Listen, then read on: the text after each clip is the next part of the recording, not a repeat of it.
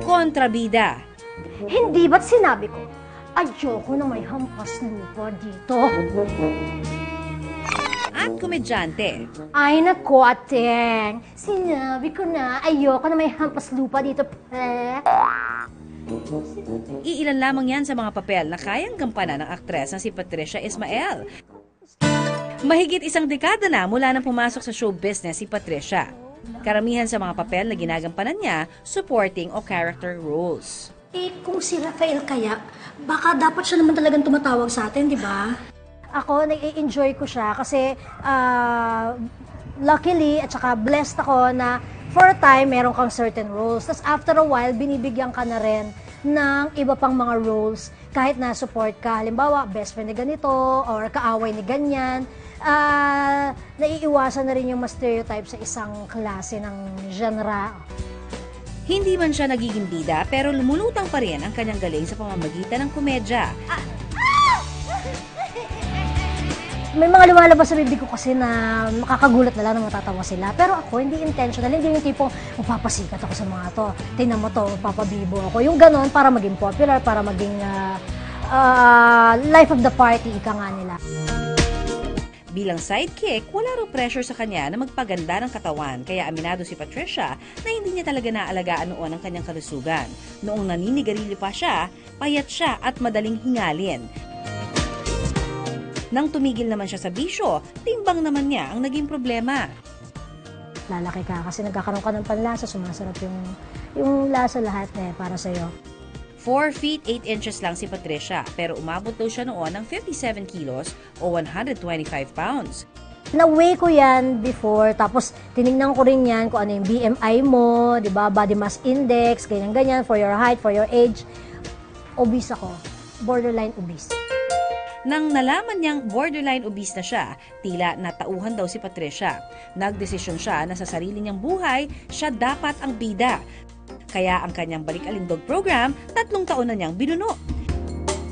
From 57 kilos, ngayon nasa 43 kilos o 95 pounds na lang si Patricia. #goal achieved. I just stopped eating rice lang muna. Tapos sinanay ko lang na konti yung kakainin kong pagkain. Isa raw sa epektibo at nararapat na paraan ng pagpapapayat ang pagbabawas ng calorie intake.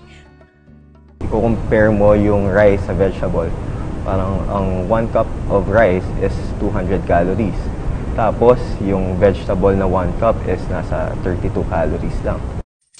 Nahilig din si Patricia sa pagsisearch sa internet ng iba't ibang healthy recipes para sa kanyang diet. At ibabahagi niyang isa sa kanyang latest discovery.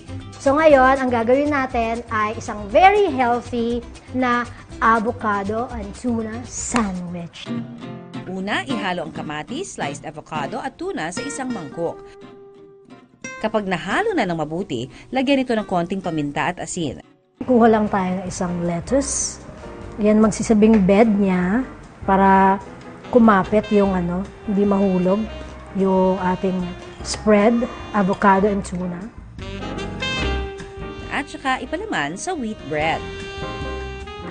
Ayan na. Ready na ang ating avocado and tuna sandwich.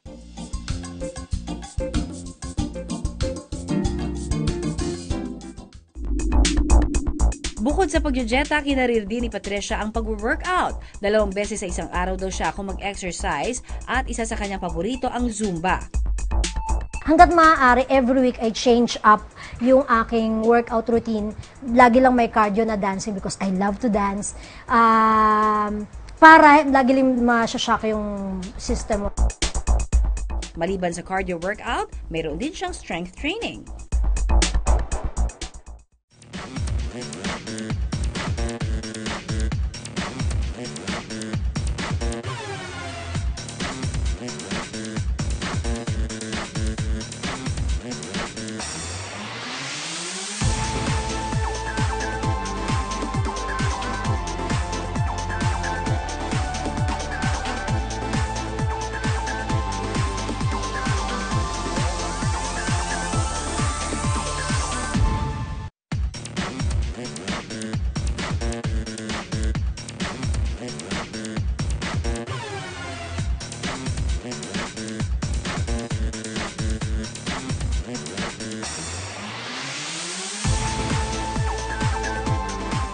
We will be doing this for 3 to 5 minutes.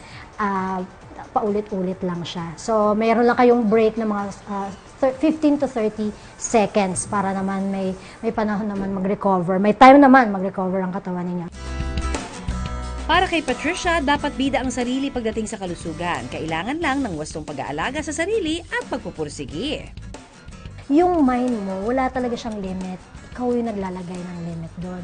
So pag nilagay mo na sa isip mo na ito naman yung katawan ko dati. Ibig sabihin, binigay na sa'yo na ganito yung katawan mo. Ibig sabihin, pwedeng-pwede mo yung balikan.